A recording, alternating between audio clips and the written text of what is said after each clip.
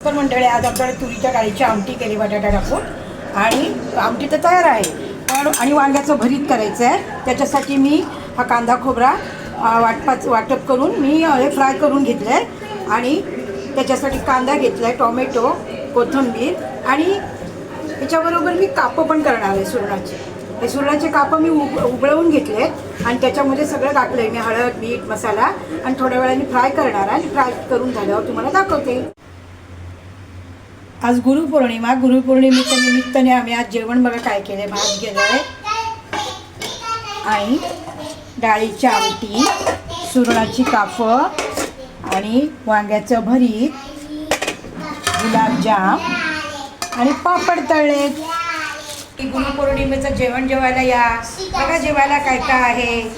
भात, चपाती, पापड आणि सुरणाची कापं, आमटी आणि वांग्याचं भरीत आणि गोड पाहिजे म्हणून आम्ही आज गुलाबजाम केले. या सगळ्यांनी जेवायला. नमस्कार.